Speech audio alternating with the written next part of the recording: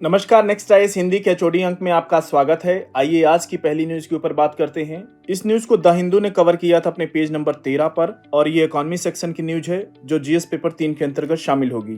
Government doubles loan limit under मुद्रा योजना to ₹20 lakh, ये न्यूज है। सरकार ने देश में उद्यमिता को बढ़ावा देने के लिए प्रधानमंत्री मुद्रा योजना के अंतर्गत लोन लिमिट यानी ऋण सीमा को दोगुना करके 20 लाख रुपए कर दिया है। यह वृद्धि मुद्रा योजना के समग्र उद्देश्य को आगे बढ़ाने की आकांक्षा रखती है जो अनफंडेड यानी जो वित्त पोषित नहीं किए गए हैं, जिन लोगों तक लोन नहीं पहुंच पाया है, उन लोगों को फंडिंग करने के लिए उन लोगों को वित्त पोषित कर रही है ये योजना।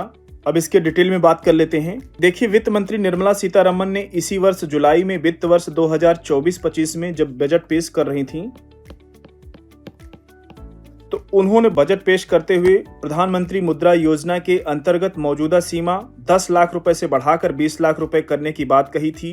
तब वित्त मंत्री ने कहा कि उन उद्यमियों के लिए मुद्रा लोन की सीमा मौजूदा 10 लाख रुपए से बढ़ाकर 20 लाख रुपए की जाएगी जिन्होंने तरुण कैटेगरी के अंतर्गत पहले लोन लिया है और उसे सफलतापूर्वक चुकाया है। अधिसूचना के अनुसार मुद्रा योजना के अंतर्गत नई श्रेणी तरुण प्लस जोड़ी गई है। याद रखिएगा, इसमें तरुण प्लस आ गई है कैटेगरी। पहले केवल 3 होती थी, शिशु, किशोर और तरुण। अब उसमें तरुण प्लस आ गई है, इसको याद रखिएगा। यहाँ से क्वेश्चन यूपीएससी पूछ सकता है।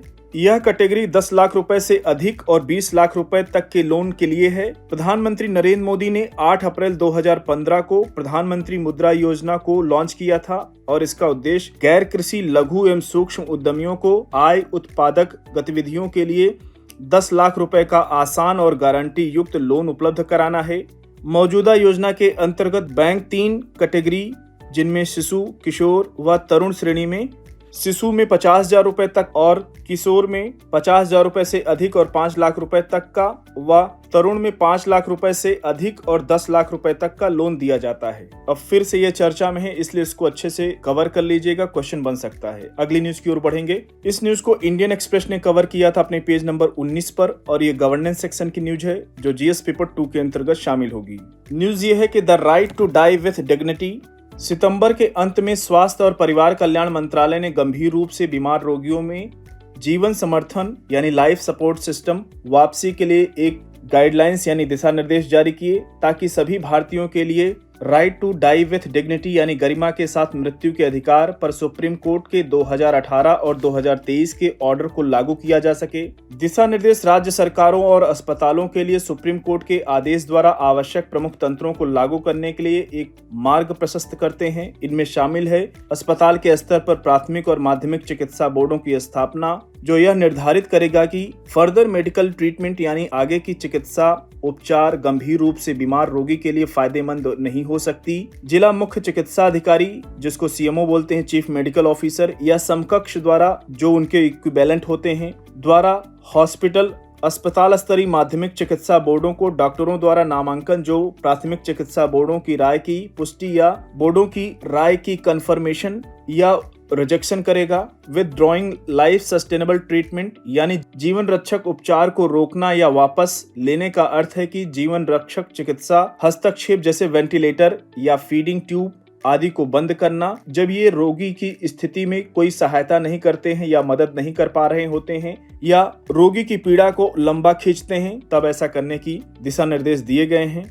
यूपीएससी के मेंस में ये क्वेश्चन फिर से बन सकता है, याद रखिएगा, इन पॉइंट को अच्छे से कवर कर लीजिएगा। अगली न्यूज की ओर बढ़ेंगे। इस न्यूज को द हिंदू ने कवर किया था अपने पेज नंबर 12 पर और ये साइंस एंड टेक सेक्शन से जुड़ी हुई न्यूज है जो जीएस पेपर 3 के अंतर्गत शामिल होगी। न्यूज ये है कि ISRO DBT sign agreement to conduct biotechnology experiment in space station. ISRO यानी भारतीय अंतरिक्ष अनुसंधान संगठन और डिपार्टमेंट ऑफ बायोटेक्नोलॉजी प्रयोगों को डिजाइन करने और संचालित करने के लिए एक एग्रीमेंट पर हस्ताक्षर किए हैं जिन्हें बाद में आगामी BAS यानी भारतीय अंतरिक्ष स्टेशन में इंटीग्रेट किया जाएगा, उनको शामिल किया जाएगा जो भारत का प्रस्तावित स्वदेशी अंतरिक्ष स्टेशन है।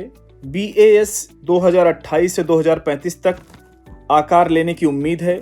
जिन प्रयोगों पर विचार किया जा रहा है उनमें शामिल है कि कैसे भारहीनता अंतरिक्ष में रहने वालों की मांसपेशियों की हानि को प्रभावित कर सकती है, किस तरह का शैवाल पोषक तत्वों के रूप में या भोजन को लंबे समय तक संरक्षित करने के लिए उपयुक्त हो सकता है, कैसे कुछ शैवाल को जेट फ्यूल बनाने के लिए प्रोसेस्ड किया जा सकता है और अंतरिक्ष स्टेशन पर रुके लोगों के स्वास्थ्य पर रेडिएशन का प्रभाव कैसा हो सकता है। भारतीय अंतरिक्ष स्टेशन से पहले इसरो की प्लेट पर प्रमुख मिशन गगनयान मिशन है, जो अंतरिक्ष में भारत का पहला चालक दल मिशन होगा, जिसे 2025-26 में लॉन्च किए जाने की उम्मीद है। इसरो और डिपार्टमेंट ऑफ बायोटेक्नोलॉजी के सहयोग इस वर्ष बायोटेक्नोलॉजी डिपार्टमेंट द्वारा बायो E3 मतलब बायोटेक्नोलॉजी फॉर इकोनॉमी, जिसमें E3 में शामिल होगा इकोनॉमी, इन्वायरमेंट एंड एम्प्लॉयमेंट नीति नामक एक पहल से उपजा है, जिसका उद्देश्य भारत के बायो मैन्युफैक्चरिंग को प्रोत्साहित करना है। अगली न्यूज की ओर बढ़ेंगे। इस न्यूज को द हिंदू ने कवर किया था अपने पेज नंबर 12 पर और ये वेलफेयर और स्कीम से जुड़ी हुई न्यूज है, जो जीएस पेपर 2 के अंतर्गत शामिल होगी।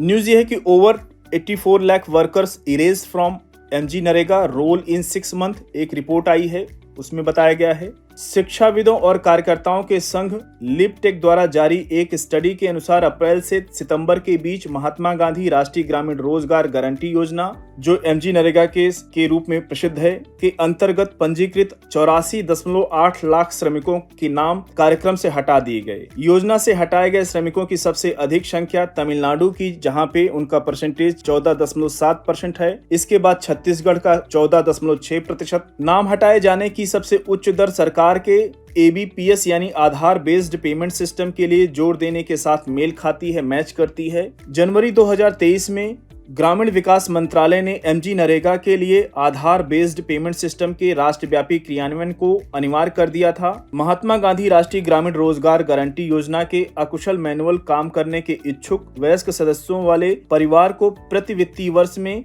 कम से कम 100 दिनों का वेज एम्प्लॉयमेंट यानी मजदूरी रोजगार प्रदान करती है। यह निर्धारित करता है कि लाभार्थियों में से कम 1/3 महिलाएं हों, 1/3 महिलाओं की संख्या होनी चाहिए, जिससे कार्यक्रम को उनकी भागीदारी सुनिश्चित हो सके। अगली न्यूज की ओर बढ़ेंगे। इस न्यूज को इंडियन एक्सप्रेस ने कवर किया था अपने पेज नंबर 19 पर। Why protected area are seeing faster biodiversity decline.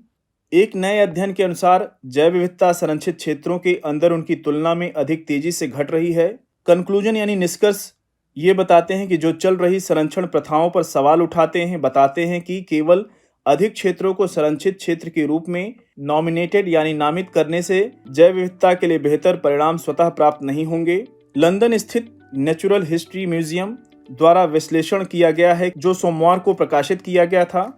अध्ययन में शामिल शोधकर्ताओं ने जैव विविधता अखंडता सूचकांक की जांच की, जो अनुमान लगाता है कि किसी क्षेत्र की प्राकृतिक जैव विविधता का कितना हिस्सा अभी भी औसतन बचा हुआ है। उन्होंने पाया कि वर्ष 2000 और वर्ष 2020 के बीच सूचकांक में विश्व स्तर पर 1.88% अंक की कमी आई है। गिरावट के प्रमुख कारणों में से एक यह है कि कई संरक्षित क्षेत्र पूरे इकोसिस्टम की रक्षा के लिए नहीं, बल्कि केवल कुछ प्रजातियों के लिए डिजाइन किए गए हैं। इन प्रोटेक्टेड एरियाज यानी संरक्षित क्षेत्रों के लिए एक अन्य खतरा तेल, गैस और खनन यानी माइनिंग रियायतें जो सरकार द्वारा कंपनियों को दी गई हैं। भूमि जो तेल, प्राकृतिक गैस और अन्य हाइड्रोकार्बन्स की खोज और उत्पादन करती हैं। तो साथियों, इस न्यूज पर नजर बना के रखिएगा। आज के HOD अंक को यहीं पर समाप्त करते हैं। मिलते हैं नेक्स्ट अंक में कुछ और इंपॉर्टेंट न्यूज के साथ। तब तक जुड़े रहिए नेक्स्ट आइस हिंदी के साथ। धन्यवाद।